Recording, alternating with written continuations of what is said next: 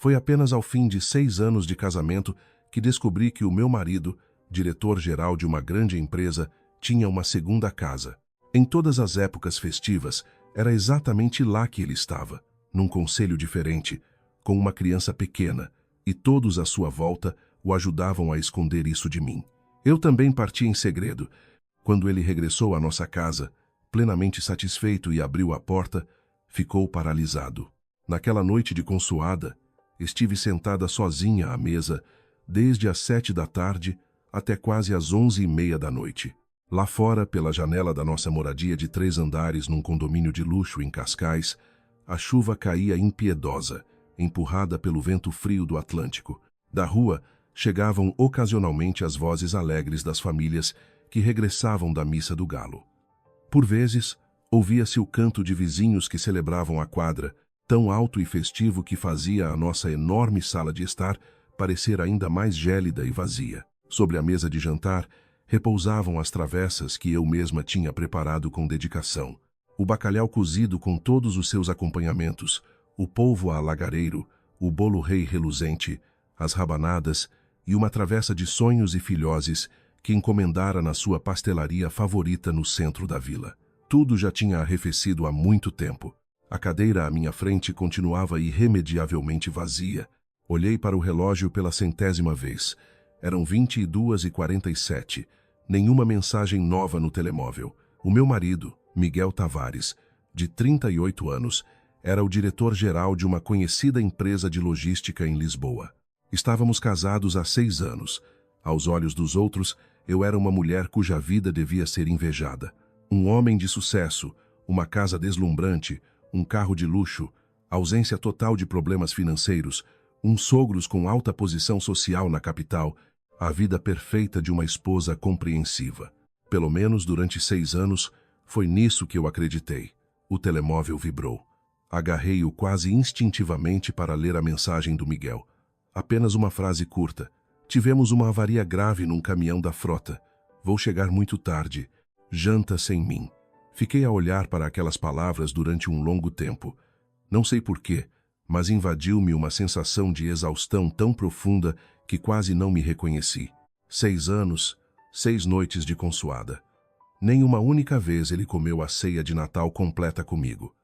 No primeiro ano, disse que os pesados tinham ficado retidos no carregado devido a um acidente na autoestrada. No segundo, justificou-se com a chegada imprevista de parceiros alemães. No terceiro, afirmou que tinha deflagrado um incêndio no armazém de Sines. No quarto ano, teve uma reunião de emergência com o Conselho de Administração. No quinto, foi numa viagem de negócios urgente para o Porto. E este ano, mais uma vez, uma avaria repentina na empresa. Antigamente, eu sentia um orgulho imenso por nunca causar problemas ao meu marido. Dizia sempre às minhas amigas que um homem a gerir grandes negócios não podia estar fechado em casa todos os dias. A minha sogra também repetia frequentemente o mesmo discurso, afirmando que um homem tem de cuidar da sua carreira e que eu, como esposa, deveria ser tolerante. Não sejas como aquelas mulheres ciumentas que mantêm o marido preso por uma trela, dizia ela. Ouvi isto durante 6 anos. Houve noites de passagem de ano em que fiquei sentada sozinha em frente à televisão até a meia-noite. Houve dias de Todos os Santos em que o Miguel prometia que iríamos juntos a Santarém depositar flores nas campas dos meus pais, mas acabava por ligar a dizer que estava demasiado ocupado. Uma vez, tive quase 40 graus de febre. Fui sozinha às urgências do hospital privado para levar soro, e ele apenas me enviou uma mensagem a dizer que a sua assistente pagaria a conta da consulta.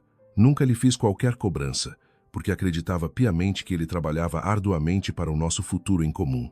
Às 23h18, a chave rodou na fechadura. O Miguel entrou. Vestia uma camisa cinzenta com as mangas arregaçadas. Tinha o cabelo ligeiramente despenteado e uma expressão de profundo cansaço no rosto. Emanava dele um perfume muito suave. Não era o meu perfume. Levantei-me. Já chegaste? O Miguel olhou para a mesa posta e ficou tenso por um instante. Por que é que ainda não comeste?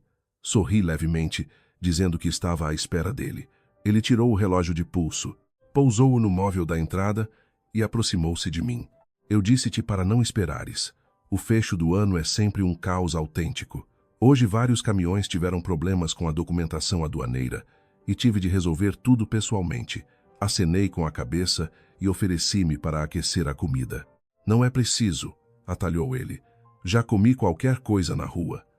A minha mão, que se estendia para pegar na travessa do bacalhau, parou inconscientemente. Olhei para ele. Já comeste? O Miguel não reparou no meu olhar fixo. Sentou-se no sofá, desbloqueando o telemóvel. Sim. Os clientes retiveram-me para um pequeno lanche. Come tu, não fiques com fome. Não disse mais nada. Talvez, se a história tivesse acabado ali, eu teria agido como sempre. Teria arrumado a comida fria na cozinha e consolado a minha solidão, pensando que ele estava genuinamente sobrecarregado de trabalho. Mas, exatamente no momento em que eu levava a travessa para a bancada, o ecrã do telemóvel do Miguel, pousado na mesa de centro, iluminou-se. Apareceu uma notificação das redes sociais. Por princípio, eu não tinha o hábito de vasculhar o telemóvel do meu marido. Durante 6 anos, quase nunca verificamos os dispositivos um do outro. Mas, desta vez, um único olhar involuntário rasgou todo o meu casamento em 1000 pedaços. No ecrã, brilhava uma fotografia. Uma mulher com um elegante vestido creme estava de pé junto a uma árvore de Natal, segurando um enfeite. A seu lado estava um menino de cerca de 5 anos, com um sorriso rasgado. Atrás deles, via-se uma mesa de consoada, da qual ainda se erguia vapor, arranjos festivos, velas acesas e uma travessa com doces de Natal. E, no canto da fotografia, embora apenas se visse um braço e um pedaço do pulso, reconheci de imediato o inconfundível relógio preto. O mesmo relógio desportivo de luxo que o Miguel tinha colocado no pulso ao sair de casa naquela tarde. O meu coração bateu com tanta violência que um zumbido ensurdecedor tomou conta dos meus ouvidos. Dei um passo em frente. O nome da conta era Ana Silva. A legenda da foto consistia em poucas palavras. Neste Natal, a nossa família está completa. Hora da publicação, 22h32. Olhei para o ecrã e depois para o corredor, de onde o Miguel saía da casa de banho, a apenas 3 metros de mim. Ele dissera-me que teve de resolver problemas com os caminhões da empresa, mas às 10h30 da noite estava numa outra casa, com uma outra mulher e uma criança. O Miguel saiu da casa de banho, viu que eu estava parada muito perto do seu telemóvel, e o seu olhar mudou drasticamente. Durou apenas uma fração de segundo, mas detetei um pânico gélido nas suas feições. Aproximou-se a passos largos e agarrou no aparelho.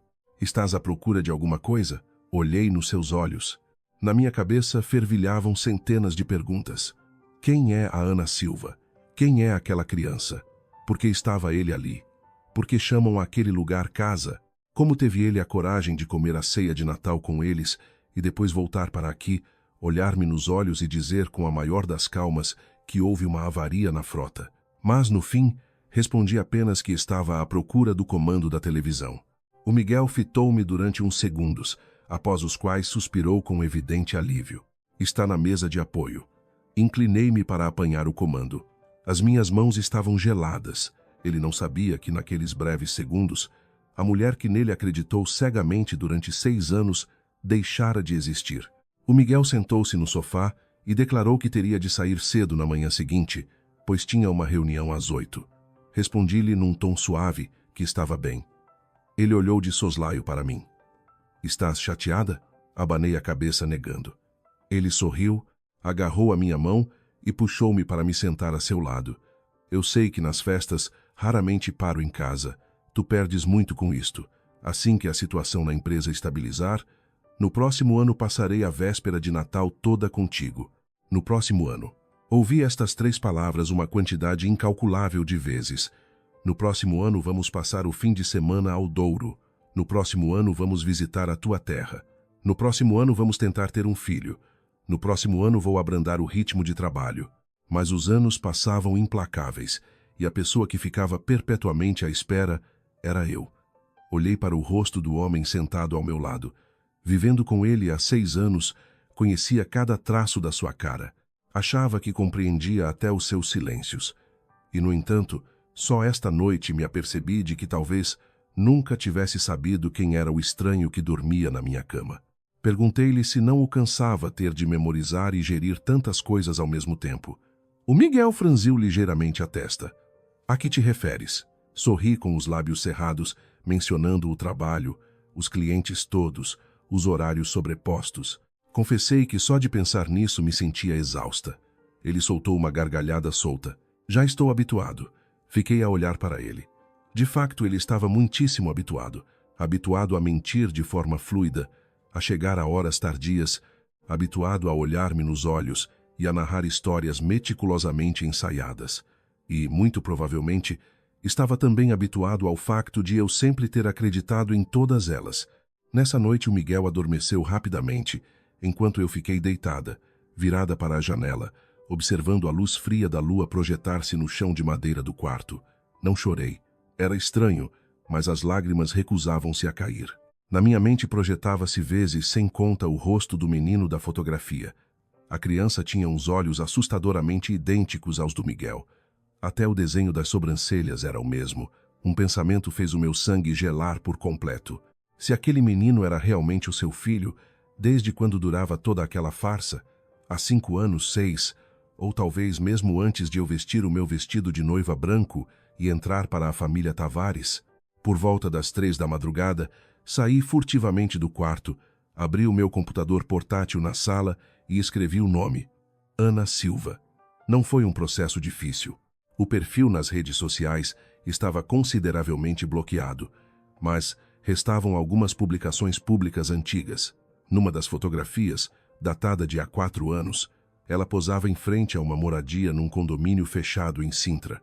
Na secção de comentários, lia-se uma frase escrita por uma amiga: que vocês, os 3, sejam sempre muito felizes. Fiquei longos minutos a olhar para a expressão vocês, os 3, após o que guardei capturas de ecrã de todo o perfil. Pela primeira vez em 6 anos como esposa do Miguel, não senti a menor vontade de o confrontar e exigir a verdade. Compreendi uma verdade universal. Se uma pessoa é capaz de te enganar diariamente durante 6 anos, as respostas que saem da sua boca já não possuem qualquer valor. Tinha de descobrir tudo pelos meus próprios meios. Descobrir quantos mais segredos apodreciam nos bastidores do meu casamento. Descobrir quantas pessoas sabiam do esquema. E, o mais importante de tudo, precisava de saber com o que iria ficar se um dia saísse por aquela porta fora. Fechei o computador portátil. Lá fora, a chuva intensa finalmente abrandara. Reinava um silêncio absoluto. O Natal tinha passado. Olhei para a porta do quarto onde o meu marido ressonava tranquilamente, e no meu coração forjou-se uma decisão cristalina. Se tudo isto era uma peça de teatro em que todos conheciam o guião menos eu e fizeram de mim a maior das idiotas, a partir de amanhã deixaria de fazer qualquer pergunta e continuaria a atuar no meu papel. Queria ver até quando tensionavam esconder o lixo debaixo do tapete, e quando eu finalmente abandonasse este palco, queria que o Miguel fosse a última pessoa a perceber que a esposa submissa, que ele achava que esperaria por ele a vida inteira, pura e simplesmente evaporou. Na manhã seguinte, levantei-me 1 hora antes do Miguel. Preparei o café, pus a mesa do pequeno almoço, estendi nas costas da cadeira a sua gravata azul escura, aquela de que ele mais gostava para o início da semana, agindo como se nada tivesse acontecido no universo. O Miguel desceu as escadas às 7 em ponto, apertando os botões de punho e deitando-me um olhar avaliador. Foste dormir muito tarde ontem. Coloquei a chávena de café fumegante à sua frente, respondendo com um sorriso brando que o chá que bebi à noite me tinha tirado o sono. Ele assentiu com a cabeça e não fez mais perguntas. Aquela resposta tão simples e cotidiana fez com que a pequena centelha de alerta nos seus olhos se apagasse de imediato. Eu percebi tudo. Ele não tinha medo de que eu ficasse triste. Tinha apenas um pavor mortal de que eu pudesse descobrir a verdade. O Miguel comeu apenas algumas garfadas quando o seu telemóvel começou a vibrar sobre a mesa. Ele espreitou o ecrã e virou imediatamente o aparelho para baixo. Fingi não reparar no gesto. Antes de sair para a rua, virou-se e atirou para o ar que naquele dia teria um jantar de negócios com investidores, pelo que regressaria tarde. Sorri docemente, dizendo-lhe para não se preocupar e tratar dos seus negócios. Assim que a pesada porta de madeira se fechou, o sorriso no meu rosto desfez-se como cinzas. Subi ao primeiro andar, abri a caixa de madeira no fundo do armário do quarto de vestir e retirei todos os talões, faturas e recibos que tinha guardado metodicamente durante 6 anos. Tinha o velho hábito de guardar bilhetes de avião, contas de hotel e extratos bancários, pois em tempos ajudara o Miguel a controlar as despesas da casa. Pedaços de papel que antes eu considerava lixo burocrático transformavam-se agora em peças aterradoras de um puzzle macabro. No segundo ano de casamento, ele dissera que ia ao Porto encontrar-se com um cliente, mas a fatura do hotel revelava uma estadia num resort em Lisboa. Na véspera de Natal de há 3 anos, garantiu estar no grande armazém em Sines, um recibo amarrotado de um restaurante que outrora lhe tirei do bolso do casaco, provava que tinha jantado em Sintra. No ano passado, no duro aniversário da morte do meu pai, afirmou ter uma viagem inadiável a Faro, mas no extrato do cartão de crédito constava uma transação de mais de 2.500 euros numa loja de artigos infantis de altíssimo luxo na Avenida da Liberdade. Fiquei sentada, petrificada. Cada número que desfilava perante os meus olhos era como uma bofetada a frio. O que mais me dilacerava não era o que ele comprava para os outros. Era o facto de que, naqueles dias precisos, eu estava pacientemente à espera dele. Tinha estado sozinha junto à sepultura do meu pai, justificando mentalmente a minha mãe enlutada que o Miguel era um homem muito ocupado. Defendi-o perante a minha família, argumentando que os outros não compreendiam a imensa pressão empresarial a que estava sujeito. No fim das contas, a pessoa que não compreendia absolutamente nada da realidade era eu própria. Por volta das 10 da manhã, a minha sogra telefonou. Pediu-me que passasse por casa dela para almoçar, pois uns conhecidos da sua terra natal tinham enviado enchidos caseiros maravilhosos. Aceitei o convite. Precisava de testar uma teoria. A casa dos pais do Miguel, uma moradia imponente no Restelo, ficava a menos de 15 minutos de carro da nossa. Quando lá cheguei, a minha sogra estava na sala de estar a desembalar umas caixas. Olhou para mim e perguntou se o Miguel já estava no trabalho. Respondi que sim, e sentei-me ao lado dela, forçando um tom de voz perfeitamente natural. Mãe, sabe exatamente onde é que o Miguel foi ontem resolver aquela questão com os caminhões? Ele falou-me em problemas na alfândega, mas hoje de manhã, a arrumar umas coisas, encontrei um papel antigo do armazém de Sines. Fiquei preocupada, com medo de que ele tivesse conduzido até lá à meio da noite. A mão dela, que arrumava as caixas de cartão, paralisou a meio do ar. Foi apenas uma fração de segundo, mas eu detetei o congelamento de forma muito clara. Ela desviou o olhar para o chão e respondeu secamente. E como é que eu hei de saber das coisas da empresa dele? Aquilo já cresceu muito. É normal que hoje esteja num sítio e amanhã noutro. Acenei lentamente com a cabeça, concordando. Percebo. Só fico preocupada por o ver trabalhar até à exaustão. A minha sogra soltou o ar dos pulmões com um alívio audível. Não penses demasiado nisso, Inês. O Miguel não gosta quando uma mulher o tenta controlar muito. Um homem que trabalha arduamente fora de casa já tem uma dose imensa de estresse diário. Quando chega a casa, precisa apenas de uma esposa que seja muito compreensiva. Fiquei a olhar para a sua expressão condescendente. Durante 6 anos, ela repetiu-me esta ladainha vezes sem conta, mas só hoje o verdadeiro significado da palavra me atingiu. Compreensiva queria dizer, não faças perguntas. Compreensiva significava que, mesmo perante evidências bizarras, devias fingir cegueira. Compreensiva traduzia-se em, deixa o meu filho ir para onde lhe apetecer e estar com quem ele quiser. Perguntei lentamente e num tom reflexivo. Mãe, e se um dia eu descobrisse que o Miguel esconde alguma coisa muito grave de mim há muito tempo? O que acha que eu deveria fazer? O rosto dela endureceu de imediato, vincando as rugas da testa. Alguém te andou a contar histórias? A pergunta disparou rápida demais, tão precipitada que ela própria percebeu que tinha cometido um erro fatal. Olhei-a diretamente nos olhos e esbocei um sorriso calmo. Não, nada disso.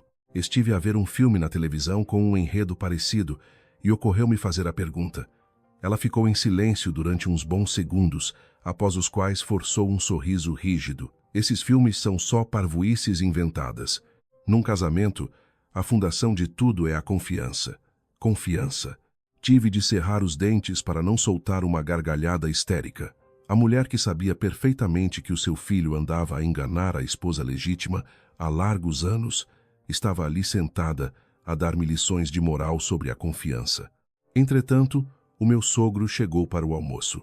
De forma deliberada, comentei à mesa que nos anos anteriores, o Miguel costumava ir muitas vezes em viagens de negócios, precisamente na época do Natal. O meu sogro limitou-se a mastigar a comida pausadamente e decretou, com a sua voz grave de patriarca: ele lidera um negócio complexo. É normal estar cheio de compromissos. Não estragues o ambiente sereno da nossa família por causa de ninharias mesquinhas. Não fiz mais nenhuma pergunta. Tinha acabado de obter a minha resposta cabal. Não era apenas o Miguel que atuava nesta farsa macabra. A família Tavares inteira estava em cena. Na viagem de regresso à casa, encostei o carro na berma de uma estrada costeira e ali fiquei durante muito tempo. Não derramei uma única lágrima. Sentia apenas o meu coração a transformar-se num bloco de gelo sólido. Se eu tivesse sido traída apenas por um homem, talvez ainda encontrasse forças para lhe perguntar por quê. Mas quando toda uma linhagem familiar se une num pacto de silêncio para encobrir a traição, essa pergunta perde todo o seu sentido. Durante a tarde, peguei no telemóvel e telefonei a Margarida. Era a advogada brilhante que anos antes tinha tratado do complexo processo de herança após a morte dos meus pais. Ao escutar o tom metálico da minha voz, ela perguntou de imediato o que se passava. Olhando para a mansão onde eu vivia há 6 anos, respondi secamente: quero fazer um levantamento rigoroso de todo o meu patrimônio pessoal, o que eu tinha antes de casar e o que adquiri depois. Do outro lado da linha, fez-se um silêncio denso. Estás a planear um divórcio, Inês? Apertei o volante do carro. Ainda não dei entrada com os papéis no tribunal, mas tenciono preparar o terreno antes que outras pessoas se preparem por mim. Foi a primeira vez que a palavra divórcio saiu da minha boca. O som não causou a dor aguda que eu imaginava. Pelo contrário, senti a minha mente mais nítida e lúcida do que em qualquer outro momento da minha vida. Nessa noite, o Miguel chegou à casa por volta da meia-noite. Colocou em cima do balcão da cozinha um saco de papel sofisticado da minha marca de eleição. Passei pela loja e lembrei-me de ti, disse ele. Abri a embalagem e retirei um lenço de seda pura que custaria a volta de 1.200 euros. Noutros tempos, teria ficado radiante com o gesto. Hoje, limitei-me a calcular quantos presentes semelhantes ele teria de comprar para conseguir manter as suas 2 vidas paralelas bem afastadas uma da outra. Sorri delicadamente e agradeci. O Miguel olhou-me durante algum tempo, com uma expressão contemplativa, e murmurou: estás tão mansa e bem comportada hoje. Levantei os olhos para ele. Sempre fui assim. Ele riu-se, completamente cego ao verdadeiro e letal significado escondido naquela resposta. Sim, eu continuaria a ser muito bem comportada, pelo menos até ao dia em que reunisse documentos suficientes, provas irrefutáveis e a independência financeira e logística necessária para sair daquela casa com a cabeça erguida. Queria que o instante em que o Miguel finalmente abrisse os olhos acontecesse quando já fosse humanamente impossível impedir a minha partida. Na manhã seguinte, a Margarida enviou-me uma mensagem a pedir que levasse ao seu escritório, no Marquês de Pombal, todos os meus documentos bancários e de propriedades. Não arranquei logo de casa. Esperei pacientemente que o Miguel pegasse no carro e saísse para depois abrir o cofre disfarçado no escritório dele. Durante 6 anos, a grande fatia das nossas finanças familiares fora gerida em exclusivo por ele. Nunca me importei com essa dinâmica, acreditando na doce ilusão de que, num casamento verdadeiro, não era preciso dividir a vida num rígido o meu e o teu. Agora, a realidade ensinava-me que a confiança cega só tem valor quando a pessoa que a recebe tem dignidade para a respeitar. Retirei do cofre a escritura de propriedade da moradia clássica que os meus pais me tinham deixado em Santarém. Peguei em 2 certificados de depósitos a prazo constituídos em meu nome antes da data do casamento e na documentação referente a um avultado capital que eu tinha investido numa sociedade com um velho amigo da família. Coloquei tudo meticulosamente dentro de uma pasta de pele preta. No escritório de Lisboa, a Margarida escrutinou cada folha com olhos de lince. Após largos minutos, levantou a cabeça. Estes ativos específicos têm uma origem muito clara e individual. No entanto, no que toca às contas conjuntas, aos investimentos feitos nos últimos 6 anos e ao patrimônio registrado em nome do Miguel, vamos precisar de uma auditoria forense bastante aprofundada. Perguntei qual seria o cenário se ele tivesse andado a transferir dinheiro disfarçadamente para outra pessoa. A Margarida pousou a caneta de tinta permanente. Tens provas físicas disso? Desbloqueei o telemóvel e mostrei-lhe as fotografias dos recibos e os recortes de histórico de transações que conseguira compilar. Havia um pagamento superior a 70 mil euros a uma empresa de arquitetura e interiores de luxo realizado há 2 anos. Uma transferência bancária de quase 140 mil euros a favor de uma agência imobiliária com foco no mercado de Sintra. Para além disso, uma cascata de despesas menores, mensalidades de colégios, prêmios de seguros de vida e faturas de lojas exclusivas de roupa infantil. Depois de analisar a galeria de imagens, o rosto da Margarida transformou-se numa máscara de severidade profissional. Não o confrontes com isto agora. Primeiro, temos de cruzar dados para saber com quem essas despesas estão legalmente ligadas e descobrir a origem cirúrgica do capital utilizado. Acenei, concordando plenamente. Ela olhou para mim de forma compassiva e perguntou: Inês, vou ser brutalmente franca contigo. No teu íntimo, ainda tens a mais remota vontade de salvar este casamento? Fiquei em absoluto silêncio. Subitamente a imagem de há 6 anos assaltou-me a memória. O dia do nosso sumptuoso casamento numa quinta, quando o Miguel segurou as minhas mãos no altar, jurando solenemente que nunca permitiria que nada me magoasse. Eu bebi daquelas palavras com a alma inteira, e, contudo, esse mesmo homem, 6 anos mais tarde, tinha a capacidade monstruosa de comer rabanadas e rir noutra casa, com outra mulher e uma criança em plena véspera de Natal, para depois regressar ao meu colo, olhar-me com ternura e inventar uma avaria numa frota de pesados. Respondi secamente que já não sabia se restavam cinzas que valessem a pena ser salvas. Ao sair do escritório, não conduzi de volta a Cascais. Meti-me no IC19 e guiei diretamente para Sintra. O endereço que deduzira das faturas antigas e do cenário da foto da Ana apontava para um dos condomínios fechados mais exclusivos da zona da Beloura. Não tinha a mais ínfima intenção de fazer escândalos ou arrombar portões. Queria apenas validar tudo com os meus próprios olhos. Eram umas 4 da tarde, quando estacionei o carro discretamente junto a um café do outro lado da rua. Cerca de 20 minutos volvidos, os portões automáticos de uma imponente casa branca abriram-se. A primeira a sair para o passeio foi Ana Silva. Ao vivo, ela parecia ainda mais jovem do que na foto iluminada do telemóvel. Teria uns 33 anos, longos cabelos castanhos, e estava vestida com roupas de corte simples, mas inegavelmente caras. A seu lado caminhava o menino da foto de Natal. Carregava uma pequena mochila azul às costas e segurava um carrinho de brincar na mão direita. Observei a criança com intensidade. A semelhança daqueles olhos com os do Miguel era um murro no estômago. A Ana inclinou-se, arranjou-lhe o colarinho do casaco com afeto e tirou o telemóvel da mala, aparentemente para chamar um transporte. Pensei que iriam afastar-se dali, mas exatamente nesse fatídico instante, o inconfundível carro desportivo preto virou a esquina da Alameda. Congelei no banco do condutor. Eu conhecia aquela matrícula de trás para a frente, o carro do Miguel, o mesmo homem que naquela manhã me garantira ter reuniões bloqueadas no centro de Lisboa até a noite. O veículo imobilizou-se suavemente junto ao portão. O Miguel saiu e mal o menino o avistou. Largou a mãe e desatou a correr na sua direção, gritando: "Papá!" Apenas essa única palavra bastou para que todos os sons do mundo à minha volta entrassem em colapso. O Miguel baixou-se de braços abertos e agarrou o menino, levantando-o no ar. Não havia hesitação, não havia constrangimento.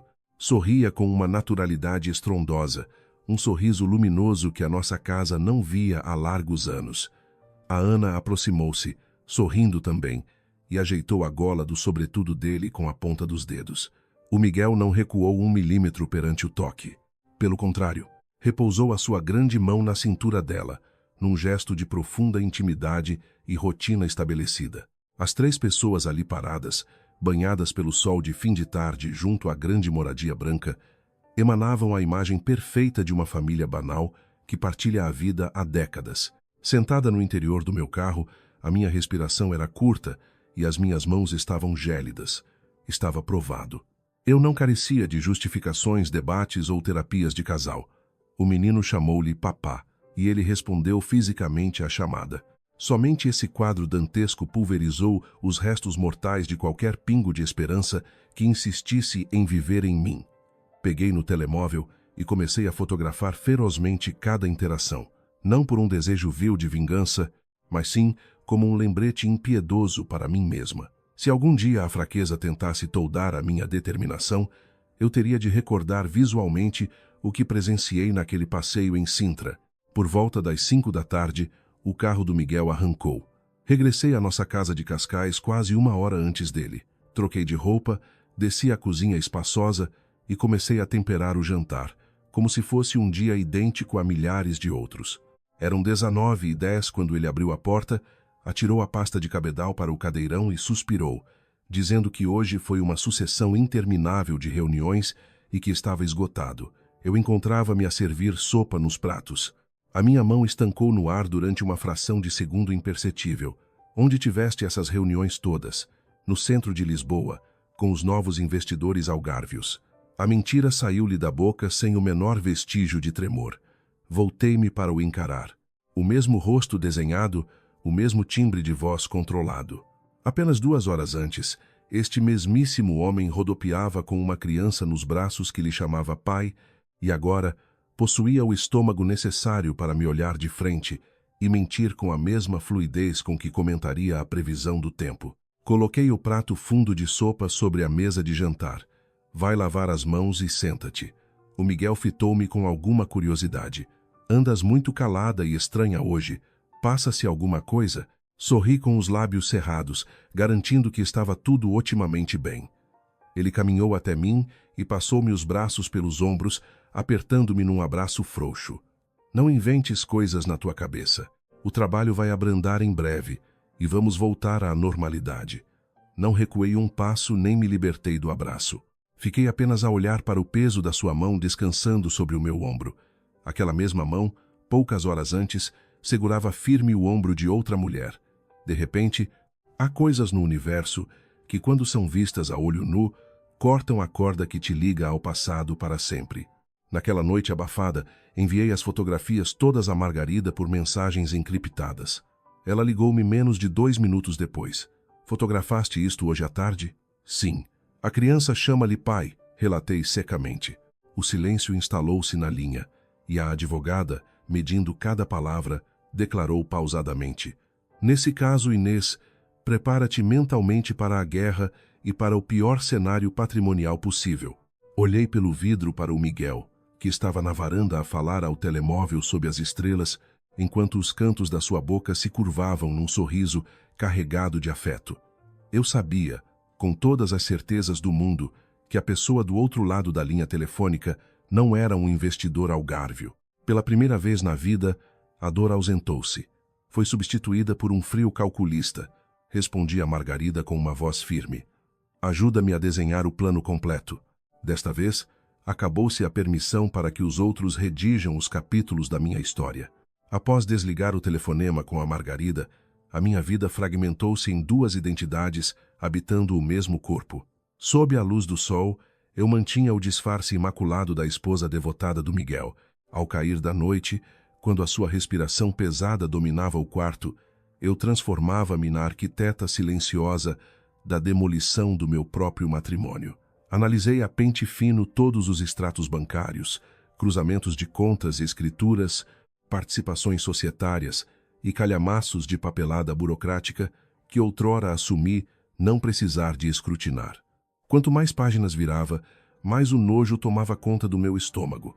Nos últimos 3 anos civis, o Miguel efetuara resgates avultados das nossas aplicações financeiras conjuntas, alegando repetidamente a necessidade de injeções de liquidez no fluxo de caixa da empresa de transportes. Feitas as contas, os valores roçavam os 230 mil euros. A minha memória trazia de volta aqueles episódios com clareza cristalina.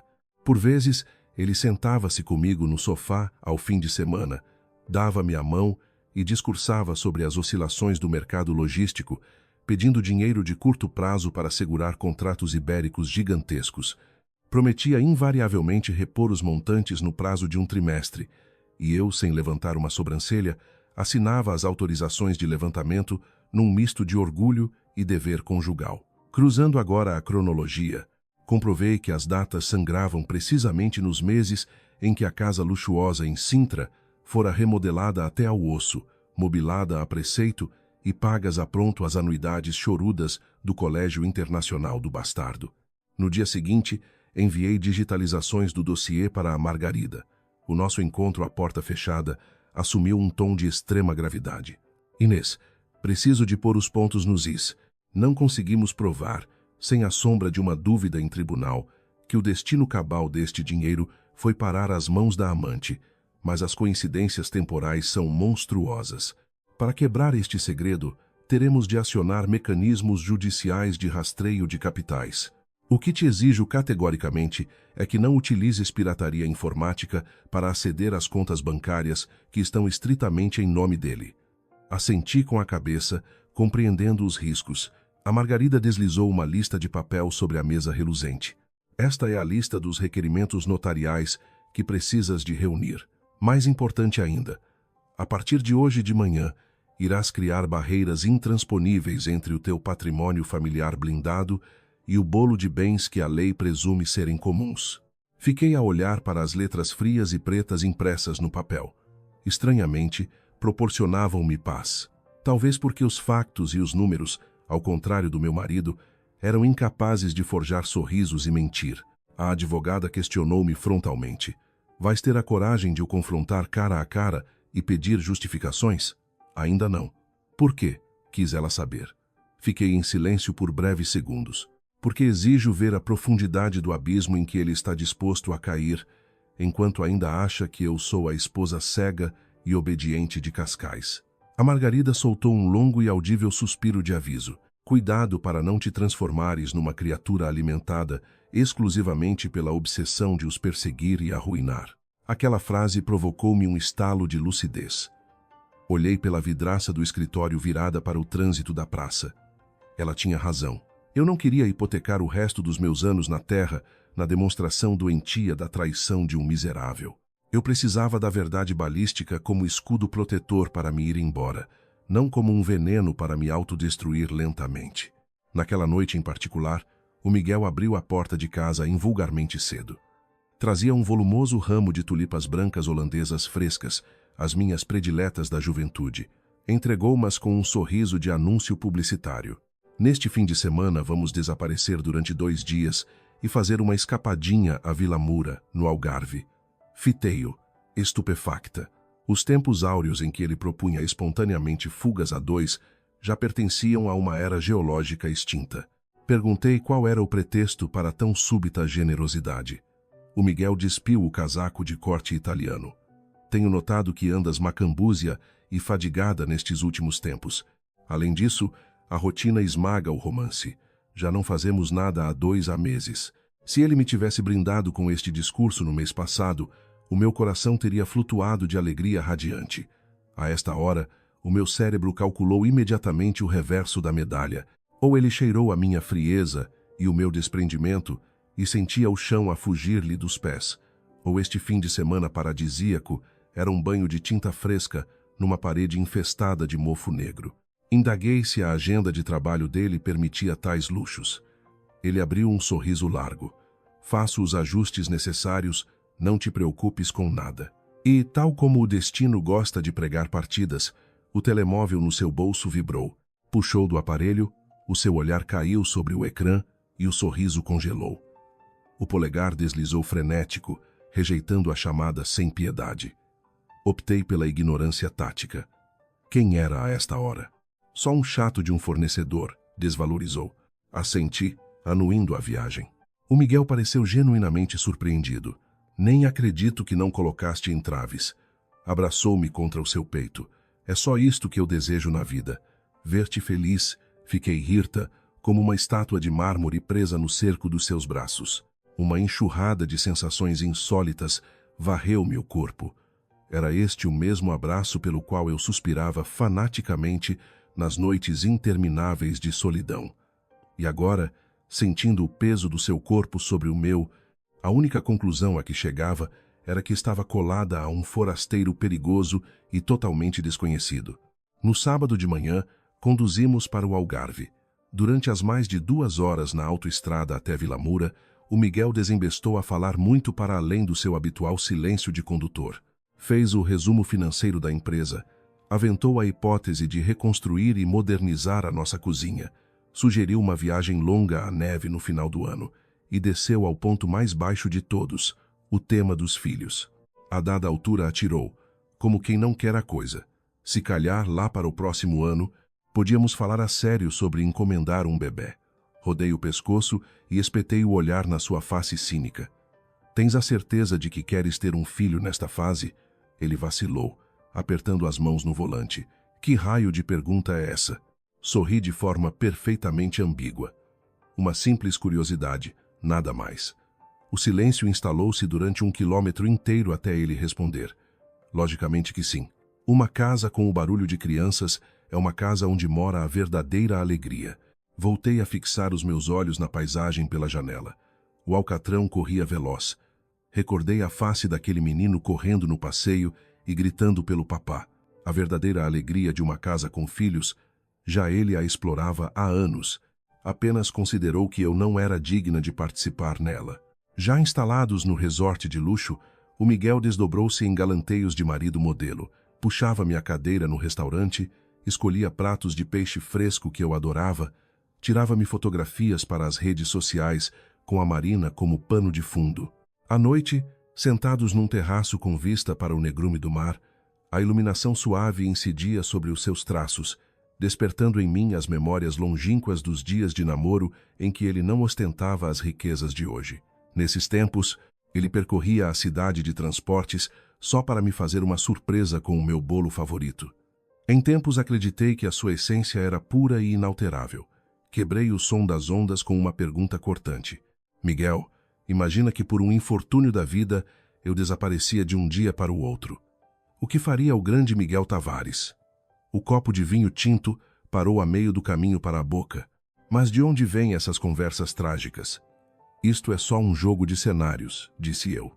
Ele juntou as sobrancelhas. Não puxes o azar para cima de nós. Mas eu não vacilei, o olhar cravado nas pupilas dele. Alguma vez tiveste o pesadelo de acordar e não me teres na tua vida? O silêncio imperou. Ao fim de 10 segundos, desmanchou-se num riso nervoso. O teu cérebro não para de fabricar paranoias. Para onde irias tu, minha querida Inês? O meu coração não sangrou de tristeza, sofreu uma perfuração de raiva, porque na arrogância daquela resposta ficou gravado a fogo o local submisso que ele me tinha atribuído no seu grande esquema mental. Ele não concebia a mera hipótese da minha fuga, não devido à imensidão do seu amor inabalável por mim, mas sim porque me rotulava como uma inútil e cobarde, sem qualquer espinha dorsal, para viver de forma autônoma. Baixei a cabeça para disfarçar o repúdio e dei um golo na água com gás. Talvez tenhas razão. Devaneios a mais. Concordei num fio de voz. Ele esticou o braço por cima da toalha branca e aprisionou a minha mão. Não te massacres com merdas. Tens um padrão de vida invejável e não te falta nada. Olhei para os seus dedos grandes. No meu subconsciente rodava uma sentença fúnebre. A minha vida era divinal, sim, desde que eu me mantivesse burra e ignorante. Nessa mesma noite, enquanto o Miguel lavava os dentes na majestosa casa de banho, o ecrã do telemóvel abandonado no colchão da cama iluminou-se. Não lhe toquei, nem 1 milímetro, mas a claridade era tal que o texto dançava perante a minha vista. Não te esqueças da tua promessa. Na próxima semana, temos a marcação conjunta para efetuar a matrícula no colégio privado. É crucial. Fixei as palavras por um longo período até desviar a atenção. Os factos já eram incontáveis. Já não carecia de recolher evidências físicas. Entendia o mecanismo ao pormenor. Quando o Miguel reapareceu no quarto envolto numa toalha, eu encontrava-me encostada ao varandim, perscrutando o vazio do oceano noturno. Envolveu-me a cintura pelas costas. Estás com frio. Sussurrou. Respondi que não de forma monossilábica. Apoiou o queixo no osso do meu ombro. Inês, juro-te que daria tudo para podermos ser sempre tão felizes como neste exato instante. Cravei os olhos no horizonte sem fim e murmurei. A eternidade não existe. Ele desatou a rir solto. Lá voltaste tu às filosofias baratas. Calei-me de vez, com a plena consciência do porquê dos desejos de estabilidade do Miguel. O plano perverso consistia numa esposa subalterna oficial trancada em Cascais, uma mulher ardente nas sombras, um menino a idolatrá-lo como pai, cruzando o mundo sem perder um único cêntimo ou uma gota de conforto. Esqueceu-se, no entanto, da premissa fundamental. Eu também sangro, eu também tenho limites, e se eu abrisse a porta de saída, o imposto brutal pelos meus 6 anos de silêncio não seria debitado da minha conta bancária. Após o término daquele teatro no Algarve, o Miguel reinstalou-se no conforto da impunidade. O ritmo caótico reatou à normalidade. Saídas madrugadoras, regressos à noite cerrada, o ecrã do telefone rigorosamente cimentado à mesa, a leitura veloz de mensagens apenas efetuada na minha pretensa ausência. E eu retornei ao palco. Não questionei o seu paradeiro diário.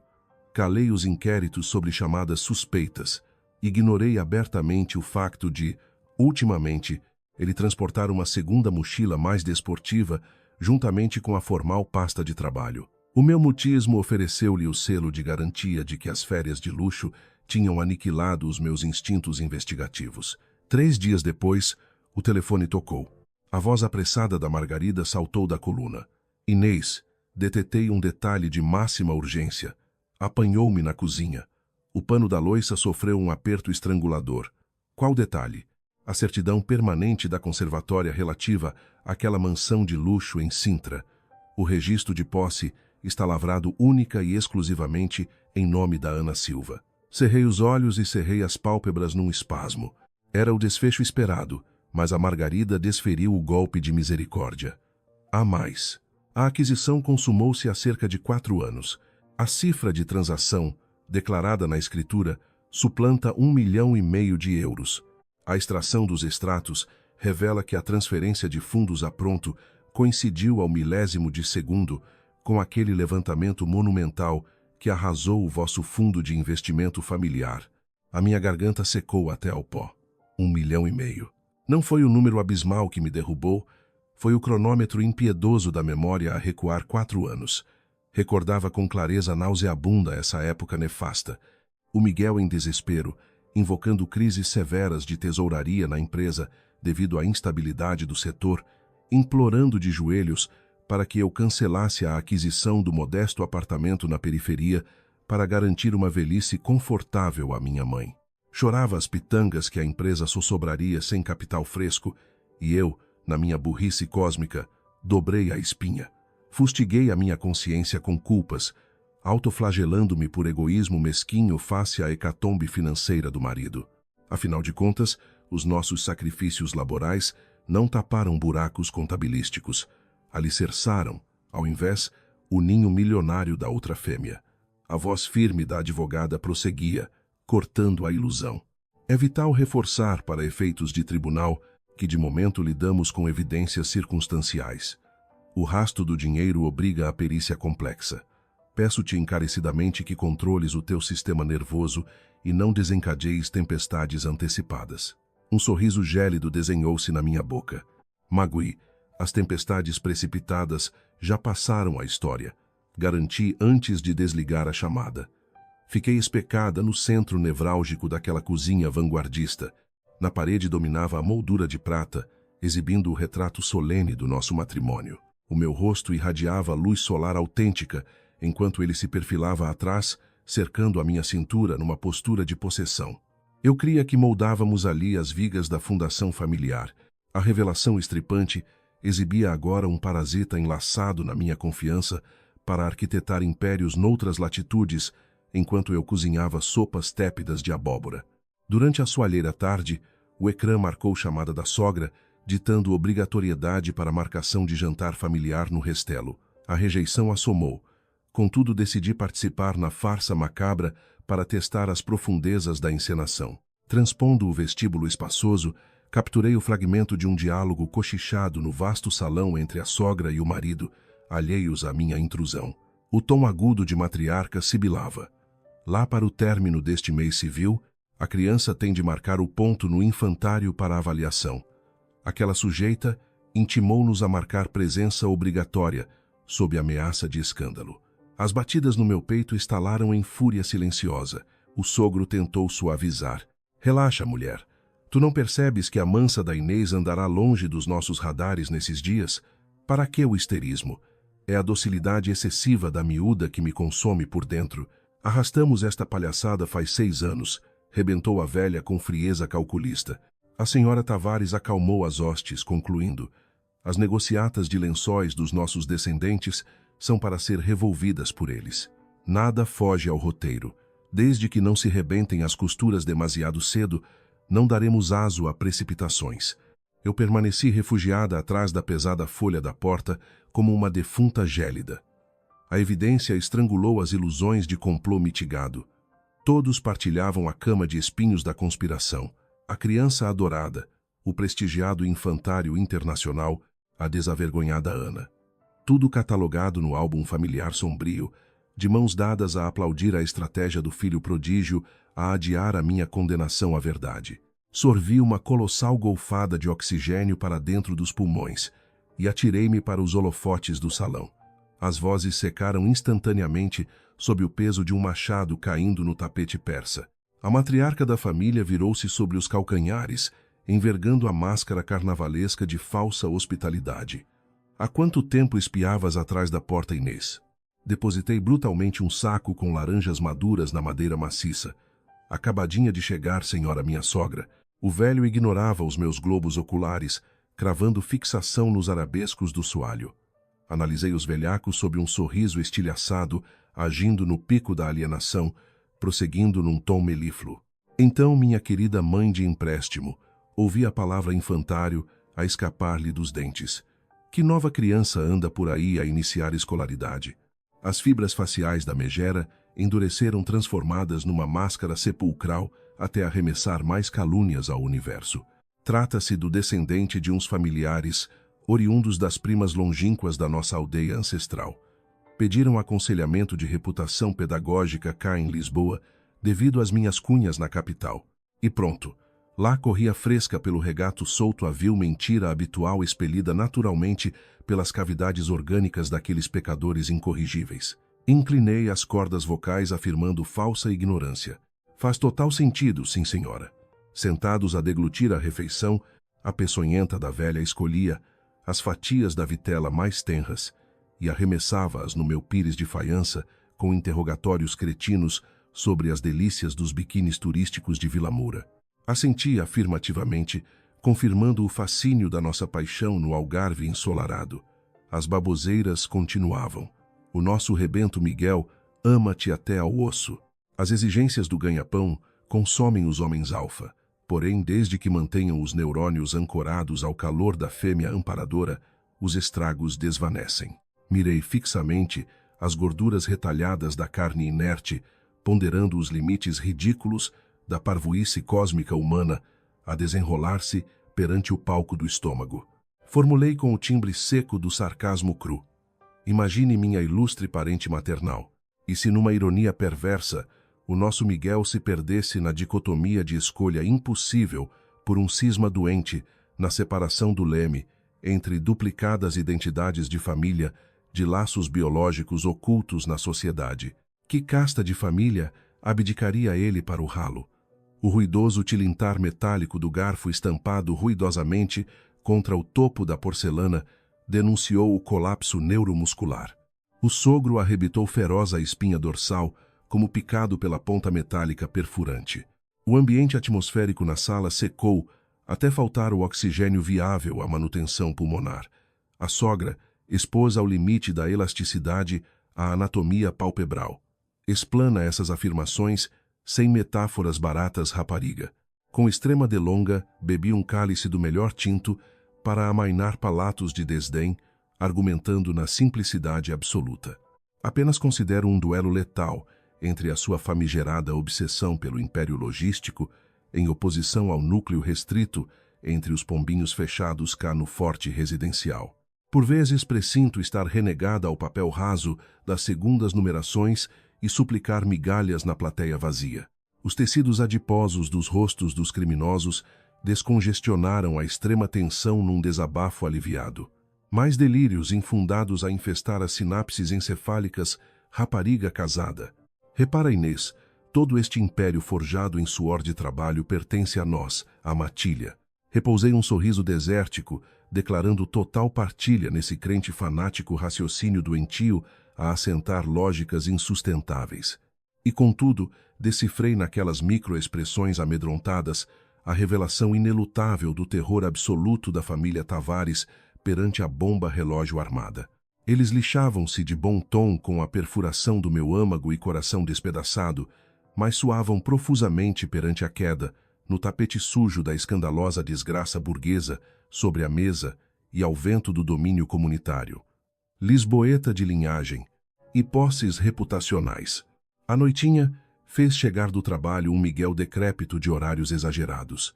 Pousou a mala batendo de frontaria no tapete, interrogando agressivo sobre o lanche da tarde na residência maternal. Os meus olhos emergiram acima da contracapa literária. Efetivamente, sim. E de onde adveio o convite, a não ser proveniente da vossa proeza genética protetora, que insistia num repasto para a socialização familiar isolada? Ele estagnou a deambular. Retiraste do passeio alguma novidade bombástica? Escrutinei do alto da fronte aquele verme que ali andava e respondi retoricamente com sarcasmo implícito de ingenuidade e troça amarga no que haveria tal personagem vetusta a reportar.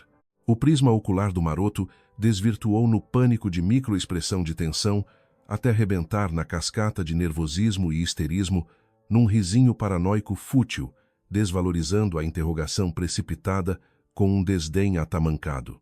Pousei duramente a encadernação clássica em cima da mobília, percutindo som na quietude morta. Formulei inocente sobre a disponibilidade do rapaz em finais desta mesada mensal do calendário do planeamento temporal agendado. E a figura daquele corpo tremeu assombrado na súbita quebra na cadência dos seus passos. E os teus inquéritos baseiam-se sob que pretexto temporal e geográfico de datas exatas na tua marcação? Indagou pávido pelo desconforto repentino provocado na calha horária temporal, combinada num calendário fechado sob conspirações a realizar breve no decurso daquela semana e à margem paralela. Num segredo doentio que envolvia a creche à flor de um encontro planeado perante amantes ilegais, escondidas entre o falso pretexto. Enunciei num embalo doce e inócuo. Programava rumar solitária aos prantos durante uns dias infelizes na propriedade campestre da Santarém, por altura dedicada à prestação em memória solene para as oferendas de prantos perante a cova tumular, onde repousa falecido, corpo dos antepassados meus, para aceder à lembrança melancólica. E logo apressado, precipitou Miguel no instinto das fáceis libertações sobre álibi de agendamento por 2 dias, numa jornada de falso compromisso corporativo comercial, pelo trajeto no centro-norte, que abdicava em todo o tempo que me impedia.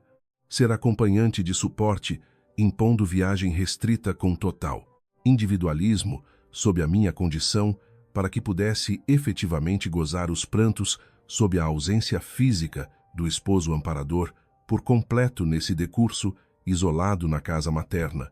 Registrei o seu engodo dissimulado, fitando nos olhos longamente ao homem no meu colo, com extrema compaixão das suas fraquezas de alma, na podridão mentirosa, em cujo labirinto andava cego de si. A assente ficou no cartório macabro de memórias perversas. As tramóias onde maridos traidores compram vagas letivas em prestigiadas creches, disfarçando o compromisso filial pela máscara opaca da corrupção, nos expedientes agendados sob falsificações no conselho diretor comercial, aliando totalmente o conhecimento à esposa leal da farsa, desconstruída numa paródia burlesca nas engrenagens das traições, a triplicar a duplicidade sem lamentos com resignação. Sublinhei ao pormenor perante a arquitetura delineadora, onde ambos as figuras do jogo arquitetavam e geria projetos distintos. Quando Miguel entrou em estado comatoso perante o ressonar pesado destranqueio digital do telemóvel, traçando as coordenadas táticas escritas na conversa eletrônica de avanço à advogada, implorando por celeridade urgente com aceleração da junção processual e finalização nas colheitas forenses dos atos jurídicos para anular de uma assentada o vínculo por inteiro antes da chegada no tempo exato acordado e na data do fim desta dilação falsa, num hiato das nossas vidas e na minha destruição. A contrapartida saltou ao imediato redigindo numa sentença. Avançamos o plano para as instâncias capitais da ruptura sem tréguas de modo absoluto pela decisão concretizada sim ou sopas. O fim para o encerramento dos contratos legais, assinados e sem compaixão perante o lamento, nas lágrimas cínicas da besta traidora e fétida de um falso e mentiroso.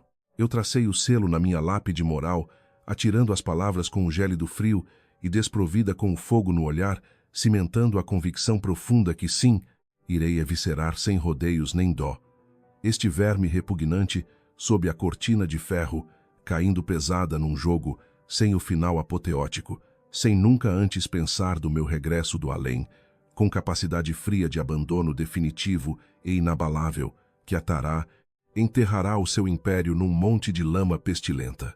A desintegração física materializou de imediato, com dissimulação no compasso, e cautela sem rasto visual, com recolha pacífica na disclasma sob calada, recolha progressiva, embalada longe de estrondos perante as deslocações nas roupas, subtraídas aos bochechos, sem barulhos irritantes nos fechos.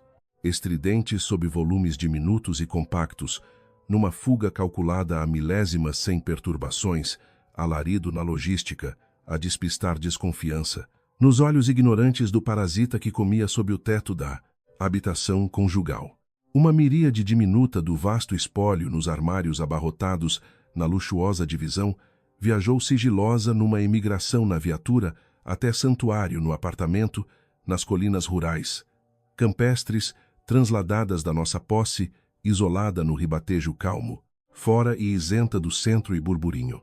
Outros relíquias valiosas, encadernações herdados ancestrais parentais, nos registros fotográficos, o espólio precioso nos anéis minerais e pérolas familiares, além dos imprescindíveis documentos, sumiram do recheio nas gavetas em progressivo. Lento desaparecimento no horizonte de viagem, num conta-gotas. De exígua, retirada na retaguarda da saída pontual, para os compromissos nos turnos da gerência logística, que ele fingia preencher a sua valência empresarial num cotidiano corriqueiro, mantendo inalterado a desatenção na fraude da vivência paralela, ignorando a redução visual que as montras expostas evidenciavam.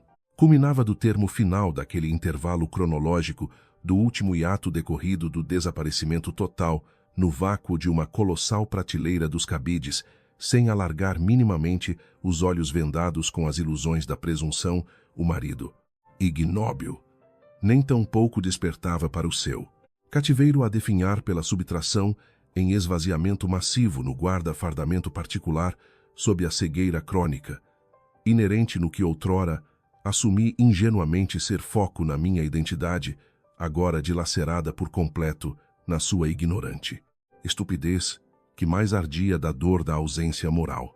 Que se lixe a humilhação do adultério agora, mas a ausência na mente humana do outro, em constatar da vacuidade das ausências visuais do próprio companheiro, era algo dantesco que consumia por totalidade todo o desespero interior numa dor cega perante este ser inócuo a amar. No compasso da meio-termo da agenda, a emissária jurista, Margarida, fez-se audível no auscultador, advertindo em sussurro grave que apetrecho volumoso processual, a englobar as contas e capitais, terminava finalizado em esquadria redigido. Contudo, uma anômala fresta na conta de reserva e na gaveta do depósito solidário. Poupança erguida, volvidos um par e meio de ciclos a acumular proveitos financeiros, ressaltava no vácuo abismal e atroz, em fenda obscura.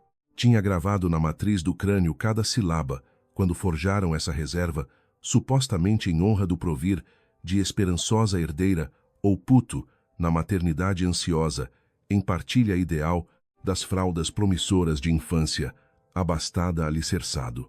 Engatei acesso na banca online, cruzando em transe visual aos rácios, na discrepância que dilaceraram ao rombo abismal, sob rasgo brutal das poupanças decapitadas, de verba abastada, superando um abismo atroz da fasquia, assinalando subtração na casa aos 200 mil na quantia dos desvios calculados pelo fosso perigoso. A abrir no estômago e de rompante, convoquei a Magui na urgência interrogatório da razias a zeros daquela falência. A roer lucros bancários escoados sorrateiros como roedores, rastejantes. Não se atinava do pretexto que desvendasse as fugas desprovidas e descaradas. Mapeando e recuando nos meses, apura-se sincronismo temporal, no roubo ao compasso dos instantes, que as instituições elitistas estrangeiras de educação pré-escolar executavam levantamento das penhoras pelas anuidades na região luxuriosa, dos subúrbios dos sintrenses aliando, verbas num saco furado, ao bel prazer do capricho das infidelidades, do desgraçado usurpador infame, sob desígnio, oculto a roubar de nós, os próprios filhos nascituros, ao aborto moral na entrega despudorada de recursos vitais, a prostituta do pare, amor fútil no rasto maculado. Já os olhos escuros desviavam a melancolia na desolação, trocando escárnio das lágrimas na bofetada, ridícula das piadas macabras e amargas, sem luto na comédia rasteira, auto-infligida sobre farsa teatral, quando mendigava ansiosa no acalento. A concepção que renegou num embuste, sujo adiando, perpetuamente num vazio, na cínica lenga, nas exigentes alicerces de estrutura, para dar primazia sem freio, sob enganos que nunca existiu um instante em espera, em compasso perante o facto absoluto, a colmatar, ausências em ter amor em sobras, arrebento alheio para o acorrentar perante. Fútil, engodo egoísta, para mascarar covardias doentias com artimanhas vãs de cobarde crônico. No decurso sereno desta ceia noctívaga, sem sobressaltos e indícios perturbantes, ele desfere na calmaria um interrogatório ao ar de pura inquirição, na curiosidade temporal, em contagem regressiva, à fuga santarena, sob o limiar cronológico. Findar as contas nas vésperas a contagem decrescente, estagnando.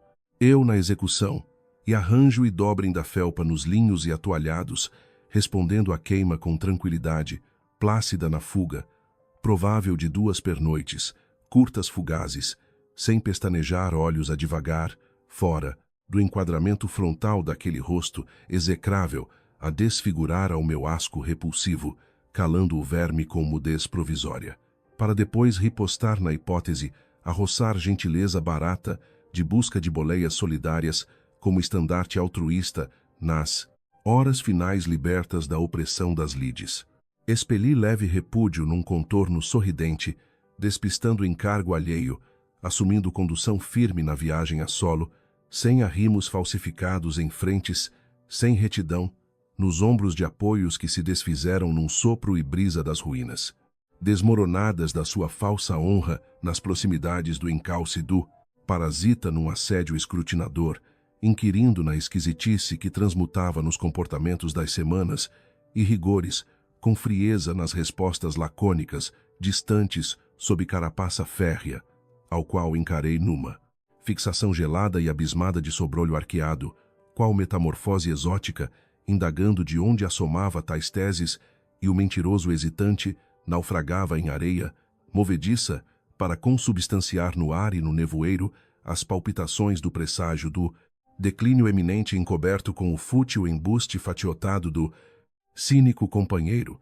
dedicado cozinhado, pratos temperados a seu gosto, regalias dos hábitos engomados e lisonjas dissimuladas, ocultadas no manto fúnebre, perante tudo mantido estático na cópia carbono, apagando extinto e morto os elos dos afetos vitais, irremediavelmente carbonizados, extintos sem centelha, da mais pequena alma, ardente na fogueira defunta de afetividade, e no instante em que ele invadiu o teto protetor, a resvalar mão na face, repelindo furtiva a pestilência contida neste contacto na rotação natural para fugir à repulsa de vômito perante a abominação. e soou alarme com chocalho vibrante, com nome odioso e infame, gravado com o inicial nas teclas luminosas, assinalado como cliente fugindo. Sob desculpa da corporação, apavorado refugiando exteriormente, fechando vidraça aos cochichos nos panos mornos em alvitre, com afirmações e compromisso, sublinhado no mês do fecho, em compras de prendas e supressão festiva, resguardadas para assombro mágico da prole infante, doentia, aguardando ansiosa no procuntendo, espetáculo familiar no falso castelo da traição, caindo podre aos pedaços por debaixo do tapete, aguardando pacata dobrando pano imaculado, sem trêmuras num pranto abolido pelo deserto, com inumanas e secas resoluções a colocar a paz sepulcral nos repositórios, para repouso sem mácula, concluindo o nojento verme com sorriso mentiroso, numa inquisição simulada, minha, a origem dos clientes dos centros, lusitanos, e soltei, sonora e risória gargalhada, assustando o inútil que espantado, quis apurar origem cômica,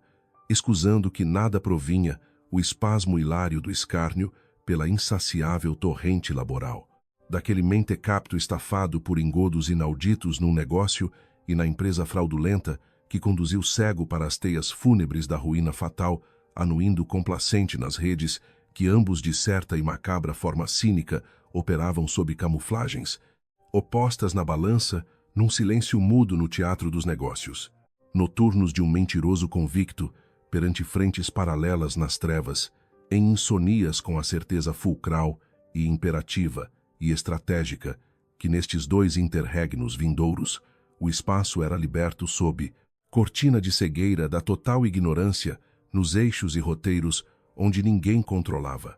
Rumo sob minha abóboda, pessoal dando escassas dezenas de marcações aos encerramentos, fechos nos cofres das posses num buraco geográfico indetetável, para a alvorada num prelúdio recomeço sob vida de novo e incólume das marcas púrpuras.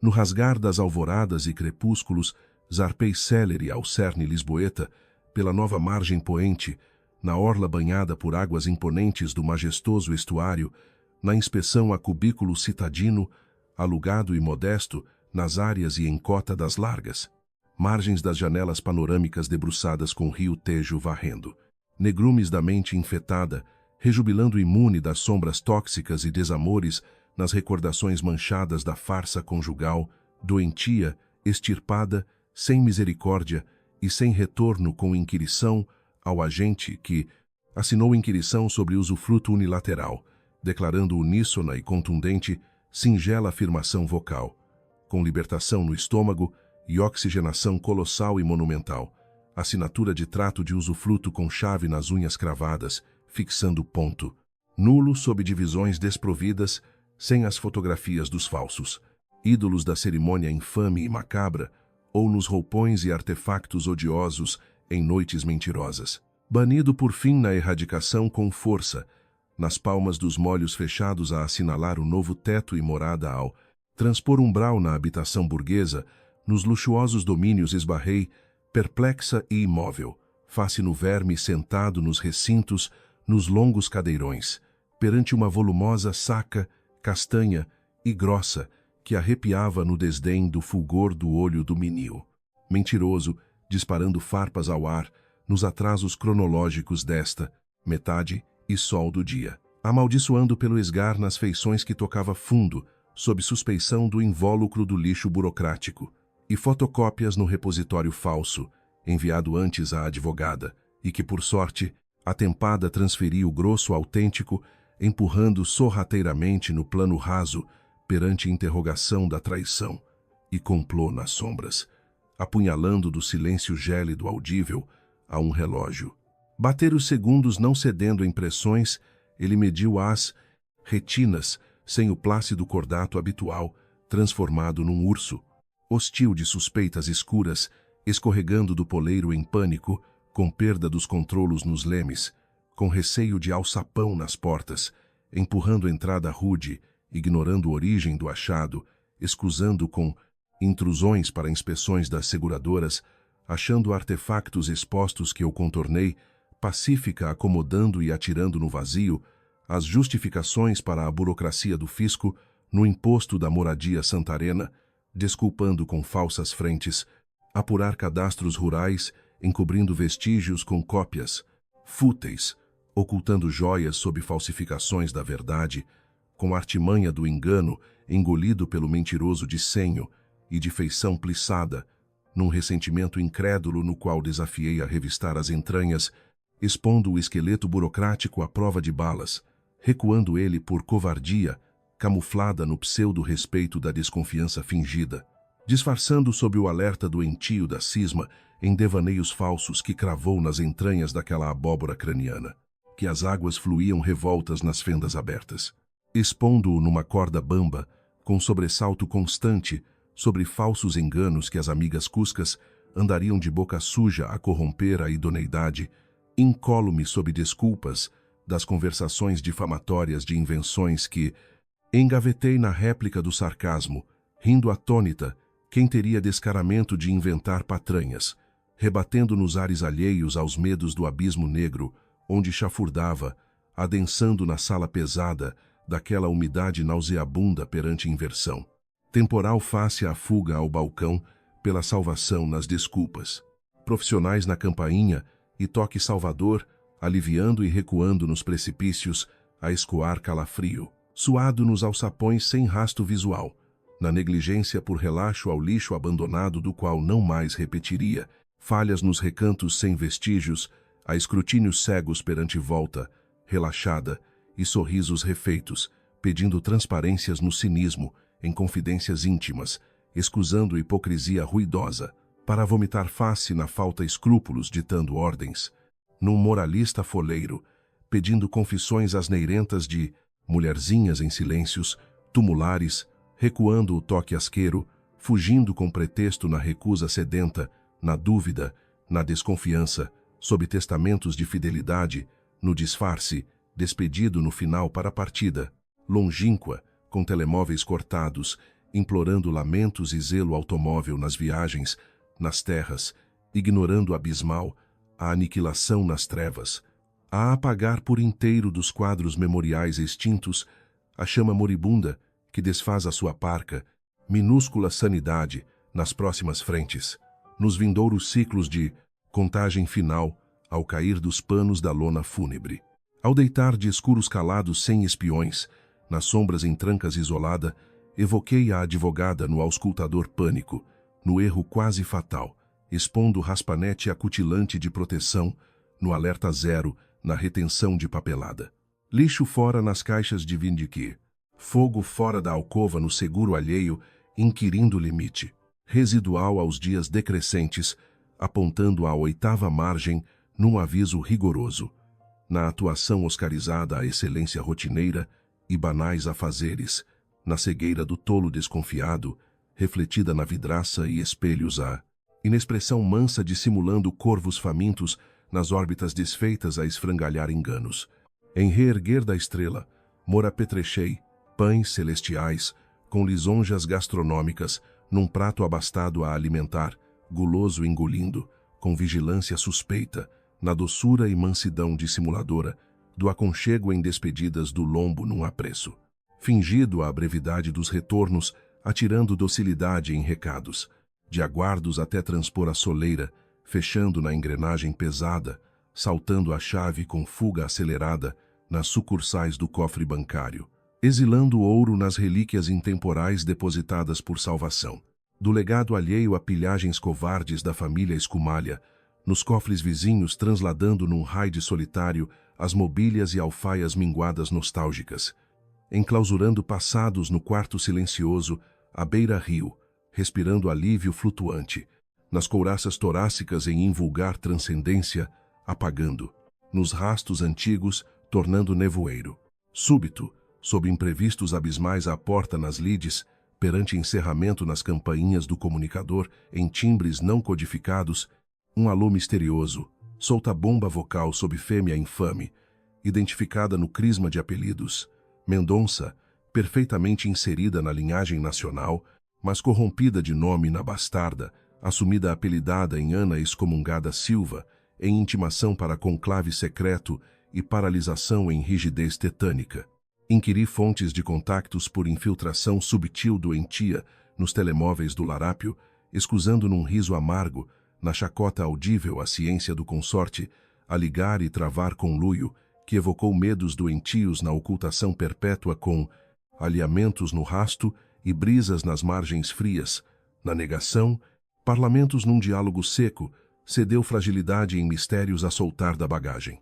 Podre que urgia confessar, antes de sumir no abismo, com salto num eco calado, na recusa doentia, atirando a sorte em falhas, onde não brotou fuga das bocas de planeamentos secretos, concluindo com lógica na deserção, como a única e fatal escapatória, sensata, que forçava olhos abertos sob marcações nas cafeterias nobres do bairro Príncipe Real, numa urgência de horas contadas. O telemóvel tocou de um número anônimo. Hesitei durante uns segundos antes de deslizar o dedo no ecrã. Do outro lado, uma voz feminina, trêmula, mas carregada de uma urgência doentia, cortou o silêncio. Inês, sou a Ana Silva. O meu sangue gelou por completo. A mulher que me tinha roubado a vida e o marido durante 8 anos estava agora a ligar-me a implorar um encontro. Percebi de imediato o motivo pelo tom de desespero. O feitiço tinha se virado contra o feiticeiro. O Miguel não me estava apenas a enganar a mim, estava a destruí-la a ela também. Marquei o encontro para essa mesma tarde, movida não por pena, mas por uma fria e calculista curiosidade. Face a face no bairro boêmio do Príncipe Real, esperei na retaguarda até ela surgir. A dita amante apareceu numa blusa pálida, sem grande maquilhagem, exalando o desgaste de uma juventude já extinta. Tinha um aspecto ordinário, fixando a rival com quem partilhava o mesmo marido falhado. O silêncio rompeu-se quando o nome da criança se soltou num balbúcio. Afonso, de 5 anos. Aquilo confirmava que a ligação deles era muito anterior ao meu próprio casamento, cimentada há já 8 longos anos. Senti um gelo mortal no peito ao perceber a humilhação. Eu fui apenas um peão numa intriga que começou antes da minha própria boda. O Miguel casou-se comigo por pura conveniência empresarial, apenas para alavancar os dinheiros da empresa, usando o prestígio do meu falecido pai. Usou-me como um escadote, enquanto mantinha aquela amante silenciosa e submissa, grávida e à espera, suportando 6 natais de encenações. Mas ela não veio ali apenas para desabafar. Entregou-me uma pendrive, atirando-me as provas por pura desconfiança e raiva. Havia fotografias do Miguel com outras mulheres de luxo em hotéis, revelando uma traição tripla. A Ana chorava convulsivamente à minha frente. Não chorava por remorso de ter destruído o meu casamento, mas sim pelo pânico absoluto de ser descartada. Ele vai deixar-nos as duas, Inês, balbuciou ela, empurrando a pendrive na minha direção com as mãos a tremer. Ele está a desviar os fundos da tua herança e as poupanças do filho dele para contas em paraísos fiscais. Prepara-se para fugir no próximo mês com uma rapariga 20 anos mais nova que conheceu numa viagem de negócios ao Dubai. A ironia daquela confissão era tão perversa que quase me fez soltar uma gargalhada na cara dela.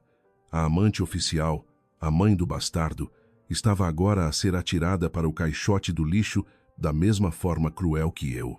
Havia gravações e murmúrios nauseabundos que expunham os planos fétidos daquela família para me confiscarem a herança. Recolhi aquelas ferramentas de destruição com sigilo máximo. Jurei manter o mutismo, sem levantar lebres nem dar fôlego àqueles abutres carniceiros. O meu silêncio seria a bofetada final, esmagadora e fulminante na consciência daquele homem que me tomou por uma otária frágil. Arranquei em disparada rumo ao escritório da implacável Margarida. Sem fôlego, expus o meu encontro com a amante, deixando a própria advogada em choque. Extraímos os áudios nojentos da pendrive e das colunas do computador saiu a voz do monstro maquiavélico. Nas gravações, o Miguel ordenava adiamentos na nossa separação até conseguir extorquir a minha última gota de ações. Pior ainda, descobri que a minha sogra tinha dado o seu aval satânico a estas manobras sujas, chafurdando na lama deste complô assustador contra mim. Imediatamente, a Margarida redigiu um corta-fogo legal maciço. Revogamos os plenos poderes nas assinaturas, cancelamos todas as procurações e fechamos os cofres perante aqueles vermes usurpadores. A minha herança tornou-se sagrada e intocável. A partir daquele momento, definimos um calendário tático de saída, mantendo um silêncio absoluto para não alertar o Miguel. Os 3 dias que se seguiram foram uma autêntica obra-prima de dissimulação. Enquanto o Miguel dormia o seu sono profundo e ressonava ao meu lado, sentindo-se um homem intocável, eu esvaziava a nossa vida comum, peça por peça, documento por documento, as joias antigas da minha família, os quadros de valor financeiro inestimável, os faqueiros de prata que a minha mãe me deixou. Tudo desaparecia silenciosamente para caixas de cartão que uma empresa de transportes de confiança recolhia pela porta das traseiras durante a tarde, precisamente nas horas em que ele fingia estar a trabalhar. O seu guarda-roupa de luxo ficou propositadamente intocado para não levantar suspeitas. A nossa casa, outrora um lar vibrante e acolhedor, tornou-se um cenário de cartão, oco por dentro. E o mais assustador de tudo isto, o Miguel estava tão embriagado pela sua própria arrogância e sentido de impunidade que nem sequer reparou que os móveis estavam vazios e que a mulher que lhe servia o jantar já era apenas um fantasma. A espera nos últimos dias pareceu infinitamente agônica num teatro dantesco. Tudo se escondia no ordinário corriqueiro, nos colarinhos engomados e nas labaredas dos fogões, simulando um Éden perverso, intocado pela calamidade da traição. Esboroavam-se os alicerces da nossa moradia. Era um vazio cego a despistar cegos orgulhosos, mas as minhas fortunas estavam seguras. Longe do cofre dele, protegidas em contas imunes à pilhagem, defendia as minhas poupanças ancestrais para lá das garras sujas daquela família. Na véspera da minha partida, brindei aos enganos dele com iguarias luxuosas e pão doce. Aceitei os mimos fúteis com que ele tentava comprar o meu silêncio, esquivando-me dos toques impuros dele quando as luzes do quarto se apagaram. Ao amanhecer, enquanto ele ligava a máquina do café e saía para o trabalho com as suas falácias habituais, dei uma ordem seca à empresa de mudanças. Foi uma razia avassaladora na nossa casa. Levei apenas o que era legitimamente meu, abandonando o legado de mentiras que eles teceram. Deixei a chave na entrada e, no lugar de um bilhete choroso, deixei a papelada do divórcio. Consegui imaginar com precisão cirúrgica o exato segundo em que o Miguel rodou a chave na fechadura em Cascais naquela noite. A casa estaria mergulhada num breu absoluto. O eco dos seus passos soaria oco no chão de madeira, agora totalmente despido dos tapetes persas. Sobre a ilha de mármore frio da cozinha, o único foco de luz iluminava uma pasta preta impecavelmente alinhada. Lá dentro, repousavam os papéis do divórcio assinados, as fotografias dele com as outras mulheres e um extrato bancário atualizado com o saldo das nossas contas conjuntas reduzido a uns miseráveis cêntimos. O telemóvel dele deve ter caído ao chão nesse preciso instante, quando percebeu que as suas contas secretas também tinham sido congeladas de imediato por uma providência cautelar implacável interposta pela Margarida. O pano negro finalmente caiu quando os alarmes bancários do Miguel soaram, revelando que o dinheiro e o meu patrimônio lhe tinham escapado por entre os dedos. O cerco apertou-se. A minha sogra ligou em fúria, mas esbarrou no silêncio de uma linha telefônica que eu já tinha cortado. O parasita rastejante ficou sem escapatória perante a revelação hedionda das suas próprias ações, suplicando por uma clemência que eu recusei liminarmente. Afastei os abutres e saí com os meus bens intactos. Naquele Natal, renasci num apartamento livre à beira do Tejo, celebrando a lucidez eterna. Construí uma defesa inquebrável para a minha dignidade pura, provando que o falso império daqueles covardes e traidores nunca mais teria poder sobre mim.